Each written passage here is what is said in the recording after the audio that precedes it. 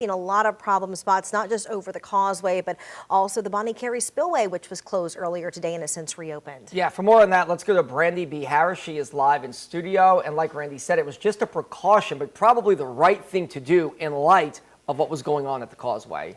Gotta agree with you there. And I was watching my traffic cameras to keep an eye of that fog that they said was dense fog that quickly got over the Bonnie Carey Spillway, and they had to shut it down in both directions. Right now it is open. That fog has cleared out. I'm going to show you that in a second. But of course, this is the big talker. The Causeway Bridge closed in both directions, northbound and southbound. And across our area, I'm keeping an eye on the alternate routes that Causeway police have been telling people about. And again, that would be that spillway where we saw a lot of fog, really dense fog roll in very quickly and just stop all the traffic really quick there on the spillway. Now, these are your alternate routes. You want to take I-10 eastbound to the Twin Span or I-10 west to I-55. That would be going across the spillway to get to I-55. Of course, I'm sure you know that, but let's take a look at it. This is mile marker 212 on the spillway. As I said, about an hour and a half ago, we had some very dense fog over the top of the spillway, and they had to shut it down in both directions. Now, free and clear, green lights for everybody, and of course that we're not seeing any fog in that area. So some progress or improvements being made. This is the spillway area where we were seeing a lot of folks because people were coming I-10 westbound to get onto I-55, and of course the merge from I-55 onto I-10. We saw a considerable amount of congestion, folks having to take LA-51 or US 51, excuse me, in Laplace. But right now, mile marker 212 of the Bonnie Carey Spillway, free and clear. Your other alternate route would be the I-10 Twin Span.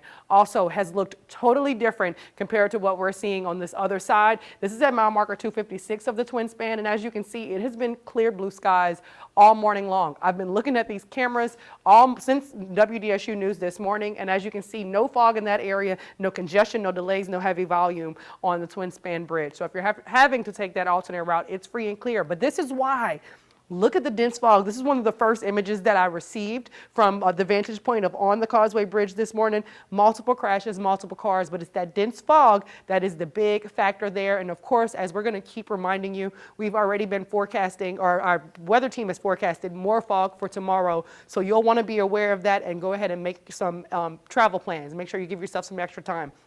Now, I had a report of a crash on I-10 at Carrollton. As you can see, I'm seeing some heavy delays here. Obviously, this is not a result of the fog or of the Causeway Bridge closure, but I wanted you to see it because it's only 12:06 and I'm seeing some considerable amount of traffic and congestion on I-10 westbound near Norman C. Francis. And of course, I'm going to stay on top of all of this. I'm going to keep a close eye on those alternate routes. And I'm hearing now that there's an 18-wheeler on the Causeway Bridge that could be a mangled 18-wheeler on the Causeway Bridge, and we're taking a live look at it right now. We knew that one of those multi-car crashes involved 18-wheelers, or at least two of them, and this is our first live look at it right now. And again, this has been going on for several hours. We're still expecting the Causeway Bridge to remain closed until maybe 1 o'clock, but the big concern now is looking ahead to tomorrow. So we are so fortunate that none of these crashes resulted in fatalities, but of course we are keeping an eye out for tomorrow and how it could be affecting your commute on Wednesday morning. And with that, let me go to meteorologist Raven Richard for a look at the forecast.